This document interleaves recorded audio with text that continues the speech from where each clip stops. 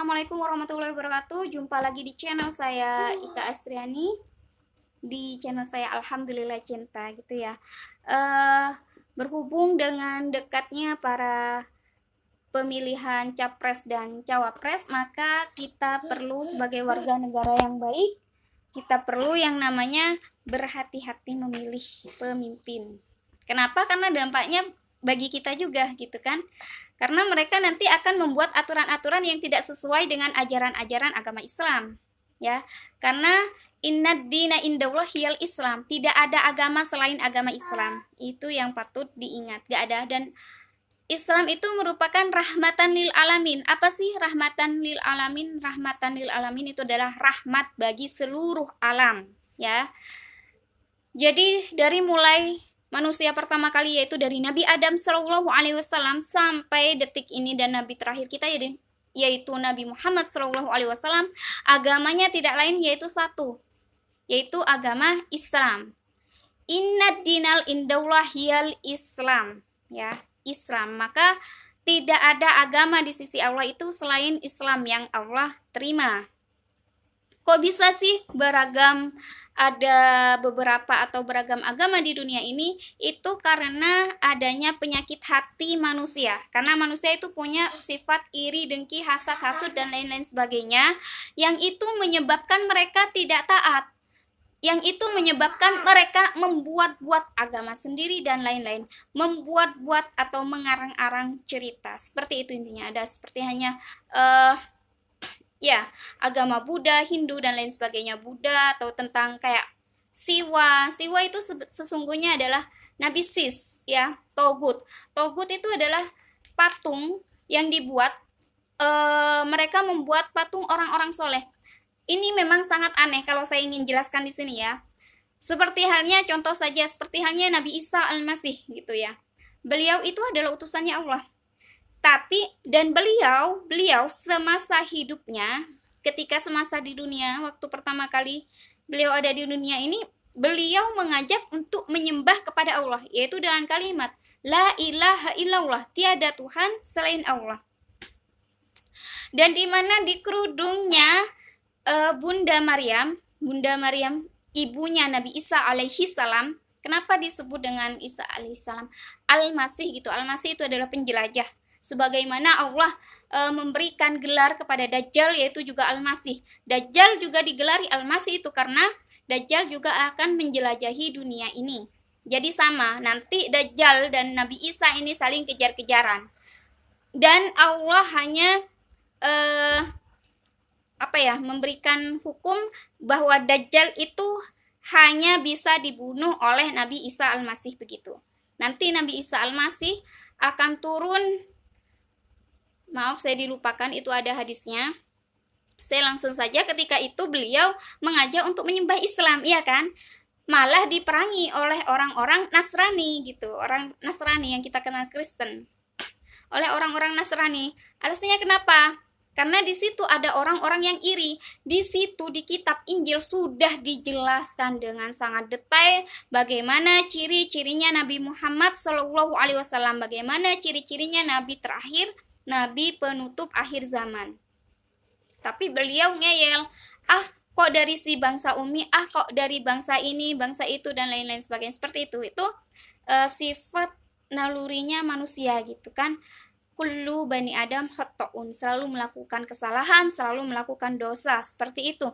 Jadi karena sifat iri dan dengkinya, beliau tidak mau mendengarkan nasihat dan ajakannya Nabi Musa alaihi salam. Tapi ketika beliau diangkat, di dalam kisahnya itu kan disalib. Sesungguhnya waktu itu ada 12 orang, itu ada di surat Al-Baqarah.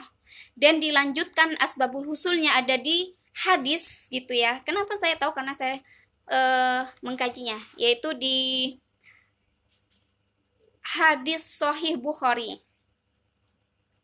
Itu diganti oleh Darka Yunus yang disalib. Nah, ketika disalib dan ketika penyaliban itu yang disalib nanti di akhirat, kedudukannya akan Allah samakan dengan Nabi Isa Al-Masih. Nabi Isa sendiri Allah angkat ke langit. Nabi Isa sendiri waktu itu Allah angkat ke langit.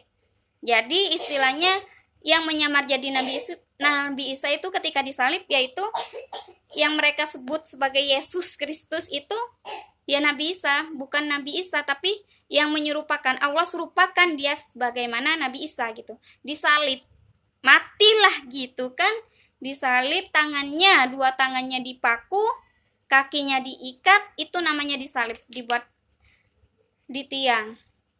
Mereka mendustakannya. Ketika wafatnya beliau, malah mereka menuhankannya. Menuhankan, tahu ini saya yang tadi menerangkan tentang togut, yaitu membuat patungnya orang-orang soleh yang dahulu, lalu mereka sembah seperti itu. Yesus seperti halnya, malah mereka menganggap Nabi Isa ini sebagai Tuhan, padahal sampai-sampai di dalam Al-Quran Allah menegur Nabi Isa, wahai Isa, apakah kamu mengaku sebagai Tuhan? Malahan Nabi Isa, ya Tuhanku, demi Engkau Tuhanku, aku tidak pernah membuat mereka ingin menyembah aku, tapi aku ingin mereka semuanya mengajak untuk hanya menyembahmu ya Allah gitu. Itu ada di surat Al-Baqarah, bisa dicari itu semuanya, yang ada 258 gitu ya ayat. Itu ada ceritanya di situ. Dan asbabun nuzul itu adalah asal usul turunnya ayat. Itu turun ada di hadis, yaitu di Sahih Bukhari. Nah, itu kan anehnya. Jadi seperti itu. Allah memberikan aturan-aturannya, maka harus kita laksanakan. Ketika ditentang, ya terjadilah kerusakan.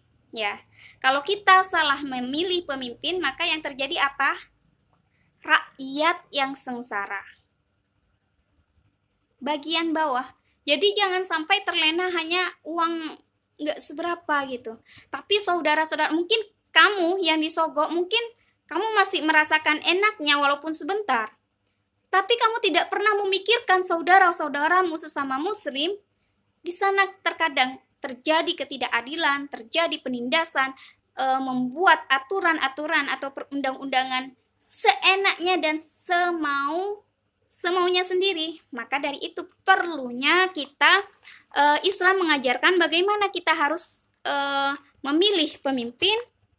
Maka di dalam Islam Allah sudah menjelaskan ciri-ciri ketika kita mencari pemimpin, maka harus mempunyai 4 sifat. Yang pertama adalah sidik. Sidik yaitu jujur, bicara apa adanya tanpa harus mengarang cerita. Dan yang kedua itu adalah amanah. Amanah itu bisa menjaga kepercayaan. Dan yang ketiga tablik. Tablik itu adalah orang yang pemberani, berani menyampaikan kebenaran ya. Tablik itu artinya menyampaikan. Jadi dia itu harus berani menyampaikan kebenaran gitu. Karena kebanyakan orang tahu mana yang benar, mana yang salah, tapi tidak berani menyampaikannya gitu kan. Seorang pemimpin harus tegas, harus berani menyampaikan kebenaran. Ini loh yang benar, seperti itu. Intinya harus punya ilmu, yaitu fatonah. Fatonah itu adalah cerdas, bisa memberikan solusi ketika ada problem-problem. Dan intinya dari keseluruhan yang saya sebutkan itu adalah seorang pemimpin harus memiliki sikap atau adab yang takwa. Apa itu takwa? Takwa itu adalah rasa takut. Rasa takut kepada Tuhan yang Maha Esa. Esa itu tunggal, Esa itu satu. Karena Allah itu qul huwallahu ahad, Allahus somad. Lam yalid wa lam yulad wa lam yakul lahu kufuwan ahad. Iya kan? Kul, katakanlah Muhammad, qul huwallahu ahad, Allah itu satu, Esa. Allah itu tidak diperanakkan dan tidak pula beranak, gitu kan?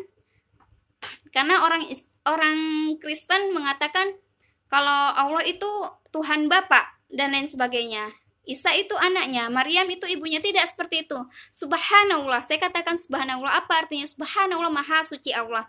Maha suci Allah dari segala yang orang-orang katakan tentang Allah. Tidak seperti itu ya. Allah itu Maha Esa. Allah membantahnya di dalam surat Al-Ikhlas di dalam Al-Quran. Jadi itu. Jadi jangan sampai kita mengorbankan negara kita, mengorbankan tetangga kita, sanak saudara kita, dan teman-teman kita yang mungkin kurang beruntung dari kita. Mungkin kamu yang disogok, maaf ya, kamu yang disogok mungkin dekat dengan dia, sehingga kamu meloh, ini bahasa Maduranya, sehingga kamu dapat juga cipratan korupsinya. Nauzubillah min dzalik. Itu sementara, yang mana nanti itu akan menjadi azabnya Allah, akan membakar antum, akan membakar Anda di dalam nerakanya. Jadi mari kita cerdas memilih pilihan yang tepat dan benar. Pilihlah pemimpin yang bijaksana, pilihlah pemimpin yang benar-benar bertakwa kepada Allah Subhanahu wa taala. Bagaimana caranya? Cari tahu. Insya Allah, Allah dengan ilmunya Allah pasti. Tentunya Anda harus sholat dulu, bertanya dan berdoa pada Allah. Karena sesungguhnya Allah itu mendengar, maha mendengar, dan sesungguhnya nanti Allah pun akan menunjukkan Anda siapa yang harus Anda pilih. Jadi seperti itu ya. Sekian dari saya. Wassalamualaikum warahmatullahi wabarakatuh. Semoga apa yang saya sampaikan ini bermanfaat bagi kita semua. Amin. Wassalamualaikum warahmatullahi wabarakatuh.